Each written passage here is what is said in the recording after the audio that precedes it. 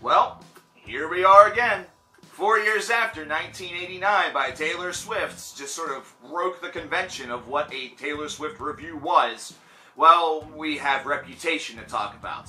No, not Taylor Swift's actual Reputation. That would be a shorter video that would have a lot more laughter. But no, the album that just dropped, entitled Reputation. Now, a lot of time has passed, as we mentioned, 4 years since the last album, and of course, many things have changed in that time frame. We, of course, now have the conventional feeling, or at least there's a feeling that's out there, that Meghan Trainor has now upstaged Taylor Swift whenever it comes to making annoying songs that everybody that we hate seem to like, and, you know, yeah. And then, it seems like over this past summer, Taylor Swift decided, oh yeah, I can do better, and by better I mean worse, with the first single off of this disc, which was Look What You Made Me Do. Of course, it's a track that's now being used by so many people and seen as fantastic, but to those of us who are not on the Taylor Swift wagon, it is just another example that Taylor has morphed her sound to what has become a little bit more of a pop standard, and that is sort of this very minimalistic, you know, not a lot going on. It's not super overproduced or necessarily needs to be kind of like this, I don't even want to know. It's just this really weird little niche of music that we're in right now where less seems to be more. And by more, I mean YouTube views. Good for you, YouTube. Way to not demonetize things that are actually crap and bad. So we have the full album here. And of course, I'm being a little bit harsh at the moment. 1989 was one that I reviewed. Not so much favorably, but better than Red and better than anything else. So maybe Reputation is going to follow within those footsteps. Maybe she's 2 for 2. Let's take a listen and see what happens. Now this album starts with Ready For It, which immediately exposes you that Taylor Swift is a little bit different 4 years later. Instead of going with the 1989 style songwriting, which showed pop music kind of at the end of that pop diva era that included, you know, folks such as Katy Perry and things like that, where the songs had to have sort of like this luscious production and fantastic, you know, positive meaning behind it, or maybe suggestive one, who knows. Ready For It instead is a little bit more akin to 2017. It has that sort of stripped down philosophy to it. It has Taylor doing a little bit of rapping, so she's doing some white girl rhyming. Oh man! When we all know that Taylor Swift is excited about everything. We know that Taylor Swift is excited about new relationships, she's excited to be around her friends, she's excited about rap music and all this other style of music, so sure, of course she's going to try it. Is she good at it? It really is something that comes as an exercise of caution. At times, Taylor seems to have a little bit of flow behind her. She seems to have a good idea of what is necessary in order to make this sound really good. Other times, it comes off really hokey. It comes off like somebody who is sort of inexperienced in the field, really using a lot of effect or using a lot of magic or, you know, retakes in order to make it occur. But with this song, it's one that comes off as fairly genuine, and it's not a horrible opener.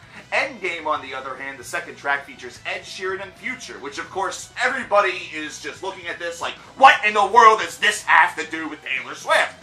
And it's because it's kind of like a rap-off, sort of. I mean, it's not them rapping against one another, but all three of them actually rhyme on this track, and they do it with a with sort of a backbone as far as music is concerned that seems very fitting for this type of track. A track where the mic is being passed sort of one by one down the line, and everybody has the opportunity to spit their rhyme, and then of course a bridge and a chorus is the sort of little rest that you have in between. Now the first complaint that I have about this song is very simple. This bridge and chorus structure is way too freaking long. It takes up way more of the song than it needs to. The actual rhyming on here is only about 1.5 minutes in total runtime.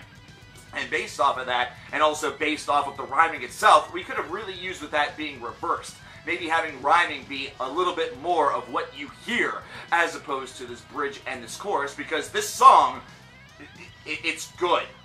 I know. This song is actually good. And Ed Sheeran, of all people, not the rapper, not the girl trying to white girl rap, the British snowflake-skinned Brit. He's the one that steals the show. Yes. Ed Sheeran wins this battle, and it's mostly because he has very good flow. His cadence is very well in tune. He's not trying to make it overly poppy like Taylor does with her verse, and he doesn't try to make this overly gangsta like Future does with his overproduced and very much auto-tuned verse. Ed instead feels pure and comfortable. Ed Sheeran rap album win. That's all I can say. We spent a lot of time on these first two songs, haven't we? It's because the rest of them mean very little. They honestly mean very little. If you want to have the perfect snapshot of the rest of this album, let me give it to you as follows. Every so often, we're going to have a track that has a little bit of energy, that has some kinesis to it. Taylor's voice is, of course, pristine and perfect, which you expect from the pop stars of today. You don't expect to see or hear a lot of imperfection, a lot of dirty production. This is not Saint Anger, where every so often her voice is going to crack whenever she does an oh, like mine just did. What a perfect example. This is why I'm here, and she's there. And I know that makes all of you go, ha ha ha ha ha, you've got no talent. Well, hey, I do what I'm good at, which is this.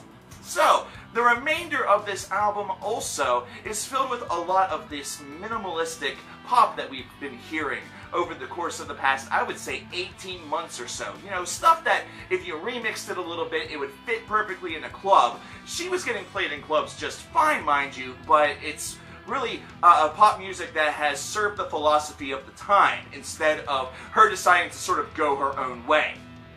And that's kind of the problem here.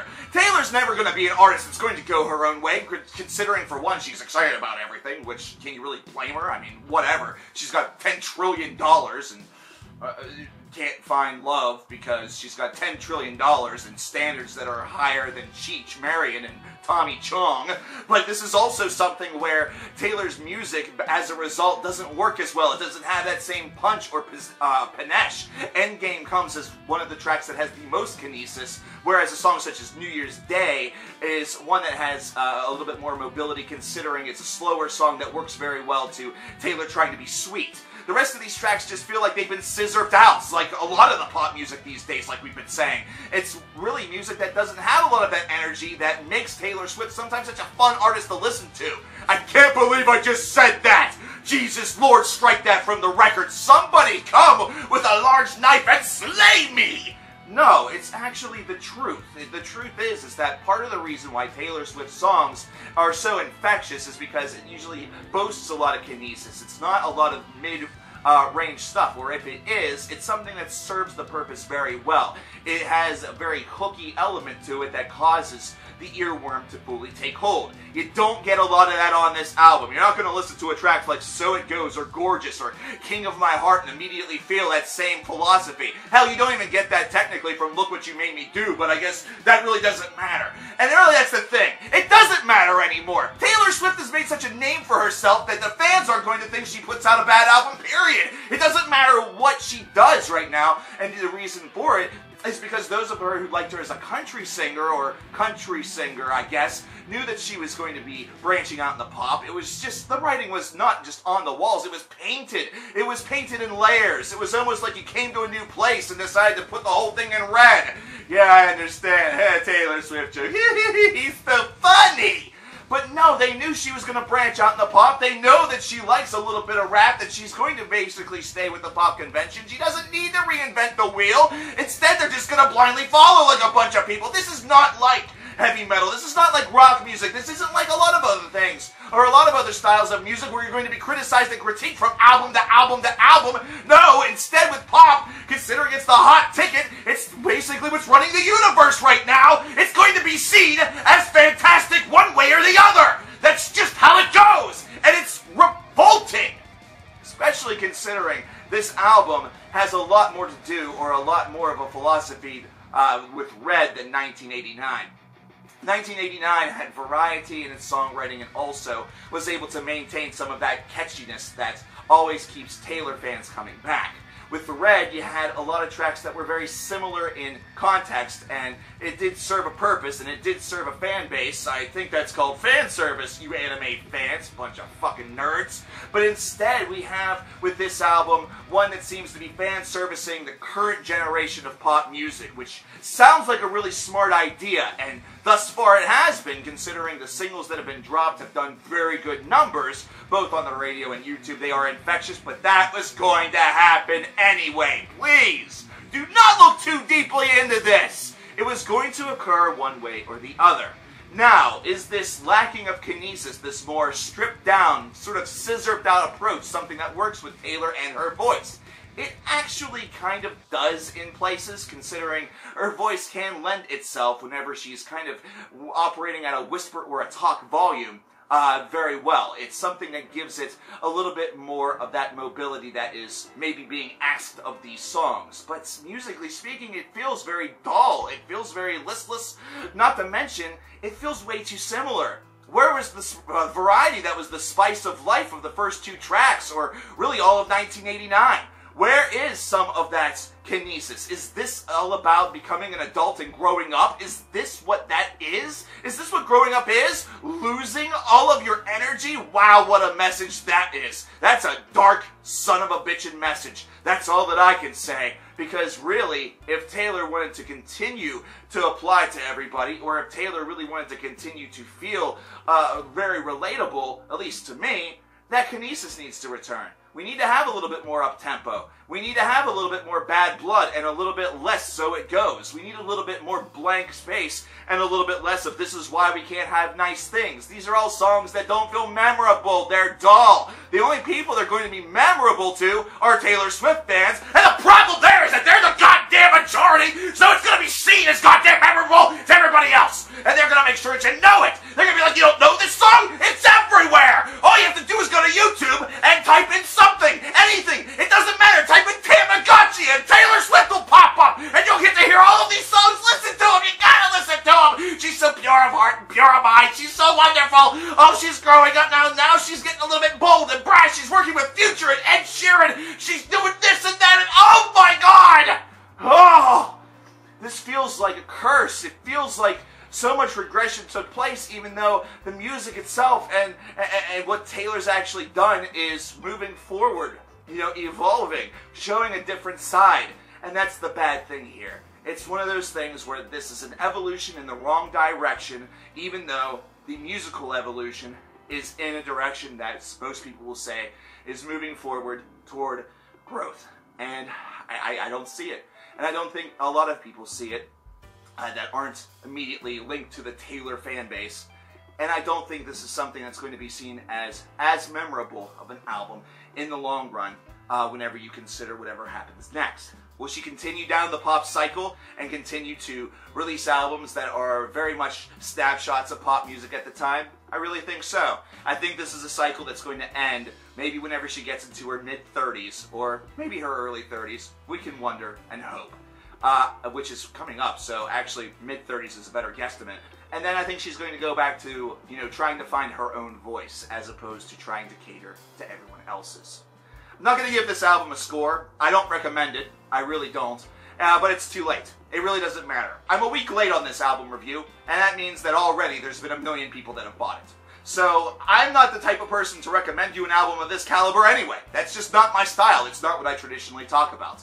But thank you to the fine people of the Cover Killer Nation who wanted to see this review and hate me enough to make me want to, or make me have to listen to this album and talk about it.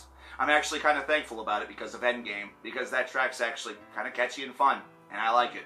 And if you don't like that, well then, you can leave. You can walk away. You can unsubscribe. You can say that I've lost my touch, that my edge is gone, that all of a sudden my reputation level has gone from up here to down here. Well, that's okay, because Taylor's has kind of been notched down, in my opinion, as well. So, hey, whatever. Maybe Taylor Swift will decide that I'm worth looking at. And maybe Taylor Swift will decide that I'm worth dating, or, you know, having a nice dinner with, or perhaps some hors d'oeuvres. And then I'll give her enough material for that triple album that all you fans have been desperately hoping for, and desperately hoping that I decimate.